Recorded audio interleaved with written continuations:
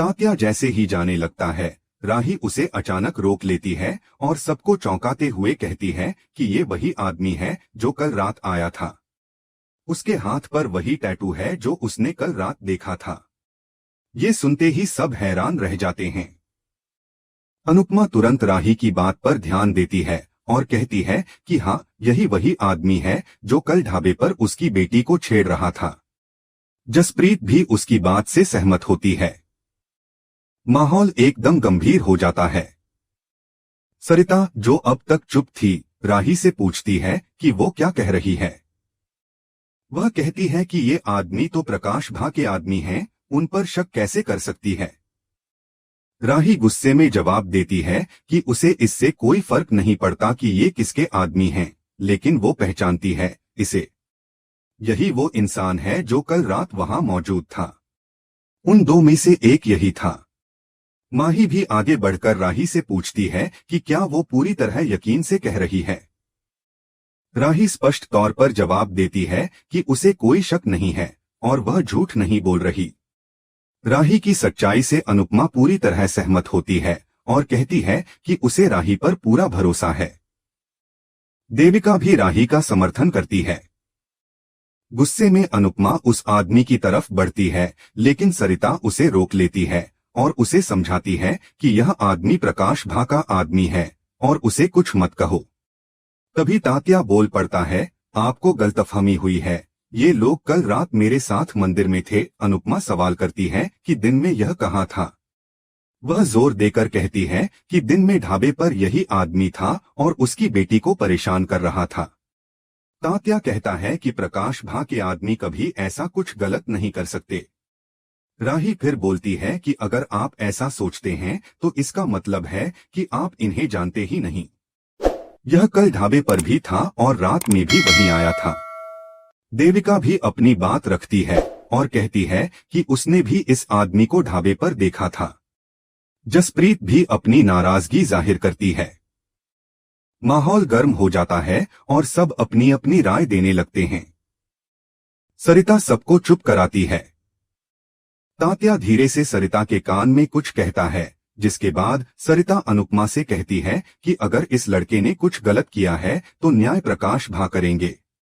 शाम को वे सब उनके पास जा रहे हैं, वहीं सब बातें साफ कर दी जाएंगी। तात्या भी कहता है कि वे शाम को प्रकाश भा से मिलें और वहां सब सुलझ जाएगा। सरिता अनुपमा को आश्वस्त करती है कि प्रकाश भा न्यायप्रिय हैं, बस एक बार मिलो तो पता चलेगा कि सब उन्हें क्यों इतना मानते हैं।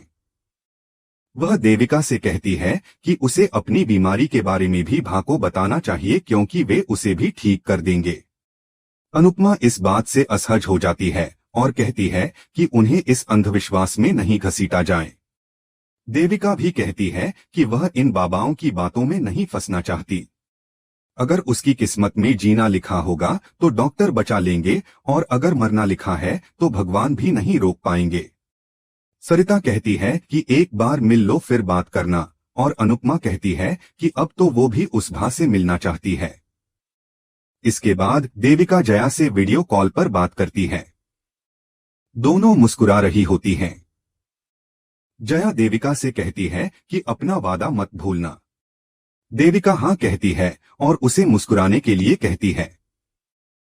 जया खुशी से मुस्कुराती है और कॉल खत्म करती है। फोन काटने के बाद देविका थोड़ा उदास हो जाती है, जया को याद करते हुए। तभी अनुपमा उसके पास आती है और देखती है कि वह गमगीन है। देविका धीरे से कहती है कि जया अब उसे अपनी सी लगने लगी है।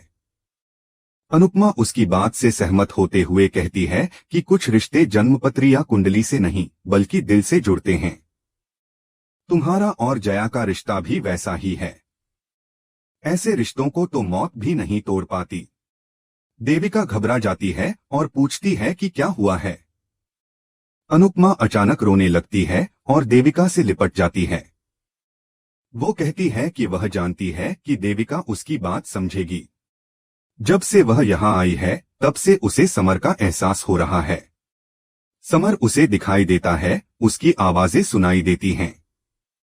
अनुपमा रोते हुए कहती है कि देविका तुम सही कह रही थी। समर सच में यहीं कहीं है, उसके आसपास। देविका उसे शांत करती है, लेकिन वो खुद भी भावुक हो जाती है। इन सबके बीच कहानी का तनाव और रहस्य दोनों बढ़ते जा रहे हैं। एक तरफ राही का साहस और सच्चाई सामने है, दूसरी तरफ तात्या और सरिता का अंधविश्वास और प्रकाश भा के प्रति अंधभक्ति। अनुपमा अब इस भा से मिलने को तैयार हो गई है, ताकि वह खुद उस इंसान को देख सके जिस पर सब इतना विश्वास करते हैं। वहीं देविका के जीवन में जया की उपस्थिति उसे जीने की नई वजह दे रही है। जया अब उसका हिस्सा बन चुकी है और यह रिश्ता उसे भावनात्मक सहारा दे रहा है। अनुपमा की समर के प्रति बढ़ती संवेदनशीलता उसे टूटने नहीं दे रही, बल्कि उस अधूरी भावना को पूरी करने की कोशिश में लगी है जो हर माँ को होती है अपने खोए हुए बेटे के लिए। कहानी अब उस मोड़ पर पहुंच रही है जहां विश्वास और सच्चाई की सीधी टक्कर होगी। राही और देविका सच्चाई के साथ खड़ी हैं, जबकि सरिता और तात्या अंधभक्ति के साथ।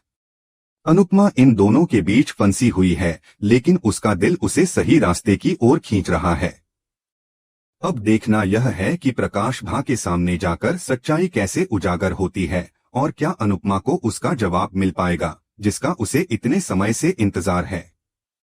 मेरा समर मुझसे कुछ कहना चाहता है। ये बात सुनकर देविका तुरंत पूछती है, तुम्हें ऐसा क्यों लग रहा है? अनुपमा कुछ संकोच के बाद बताती है कि वह किस तरह समर से मिली और उसने क्या कहा। उसकी आवाज में हल्की कंपन होती है, जैसे कोई पुराना दर्द उसके दिल की तारों को झंकृत कर रहा हो। देविका हैरानी से पूछती है, क्या समर ने तुमसे ये सब कहा था? अनुपमा धीरे से कहती है कि हाँ, उसने कहा था कि मेरे यहाँ आने के पीछे कोई कारण है। मैं नहीं जानती कि उस कारण को खोजने किस ओर जाऊं, इस गांव में कहाँ तलाश करूं। मुझे लगता है कि समर जो कहना चाहता था उसका संबंध प्रकाश भा से जुड़ा हो सकता है। देविका आंखों में चिंता लिए कहती है कि आज शाम को हम प्रकाश भा से मिलने जाएंगे, शायद हमें वहां कुछ सुराग मिल जाए।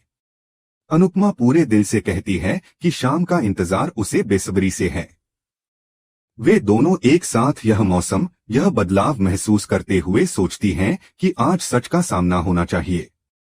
इधर दूसरी ओर घर में स्थिति और पेचीदा हो जाती है। सरिता बताती है कि सिलेंडर खत्म हो गया है। यह सुनते ही सभी परेशान हो जाते हैं कि अब खाना कैसे बनेगा।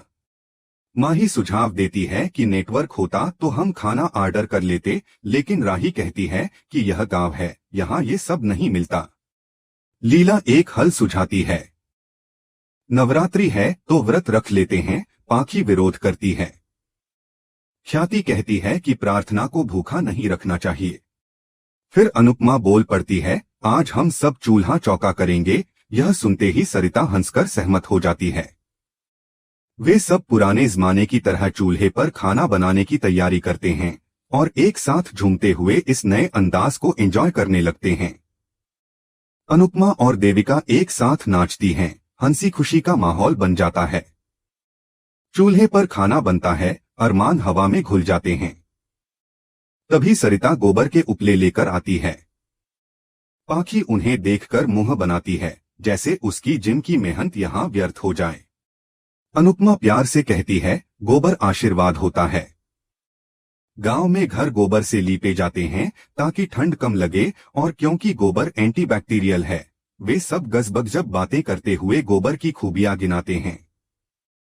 लीला चुटकी लेते हुए कहती है, पाखी तुम्हारी जिम की मेहनत आज चूल्हे में काम आएगी। सब हंसते हैं। राही चावल के आटे से बनी रंगोली को देखकर पूछती है कि यह क्या है। सरिता बताती है कि गांव में रंगोली इसलिए बनाई जाती है कि कीड़े मकोड़े भी उससे कुछ खा सकें। अनुपमा कहती है कि हमारे पूर्वजों ने प्रकृति और मानव दोनों का ध्यान रखा। उसी बीच परी एक सुंदर नवरात्रि पोस्टर लेकर आती है, जिसे सब देखकर उसकी तारीफ करते हैं। ख्याति अनुपमा की उदासी पढ़ लेती है और पूछती है कि क्या वह ठीक है। अनुपमा कहती है, मेरा बेटा हर पल मेरे दिल में है, लेकिन मैं उसे हंसकर याद करना चाहती हूँ। उसी समय राही का फोन बजता है। माही खुशी से कहती है कि नेटवर्क आ गया है। सब तुरंत अपने पति से कॉल करने लगते हैं। अनुपमा मनोहर जी से बात करती है और कहती है कि अपना ध्यान रखना। ख्याति पराग से बात करती है, कहती है कि उसे लगा था पराग कॉल नहीं उठाएगा, लेकिन पराग उसे प्यार से जवाब देता है। खुशी कुछ पल के लिए घर में लौट आती है, लेकिन फिर अचानक नेटवर्क गायब हो जाता है और सब फिर परेशान हो जाते हैं। इसी बीच कोई छाया उन सब पर नजर रख रहा होता है। अनुपमा खिड़की के पास चली जाती है और नीचे जमीन पर पैरों के निशान देख लेती है। ऐसा लगता है कि कोई उनके घर में घूम रहा था।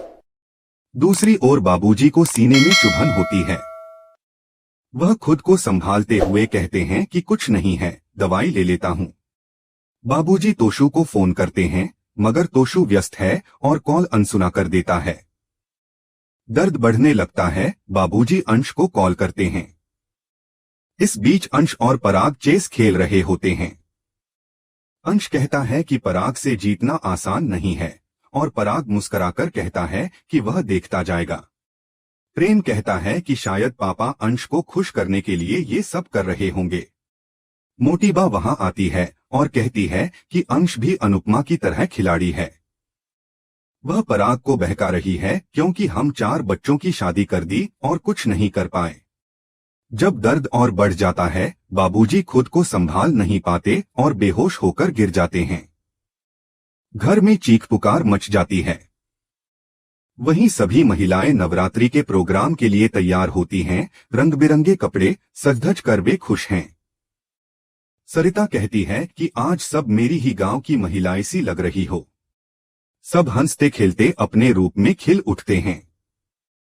लीला सरिता के पिता की फोटो देखकर डर जाती है। गुलाबो कहती है कि चलो इस पल को कैद कर लेते हैं, फोटो लेते हैं। सभी मिलकर फोटो खिंचवाती हैं। तभी अनुपमा को अचानक समर की आवाज सुनाई देती है। उसका दिल धड़क उठता है। वह घबराकर कहती है, समर कह रहा है जल्दी करो। अनुपमा बेचैन हो उठती है और सबको कहती है कि जल्दी चलो। सरिता भी कहती है कि देर नहीं होनी चाहिए। अनुपमा पूरी तरह सहमत होती है और जैसे ही वे सब तैयार होने लगते हैं, एपिसोड यहीं खत्म हो जाता है। अगले एपिसोड में हम देखेंगे कि अनुपमा नवरात्रि के डांस प्रोग्राम में आती है और वहां प्रकाश भा की एंट्री होती है। सरिता प्रकाश को अनुपमा से मिलवाती है और दोनों एक दूसरे को देखकर हैरान होते हैं। आज का यह एपिसोड आपके लिए कैसा था, हमें कमेंट कर जरूर बताएं।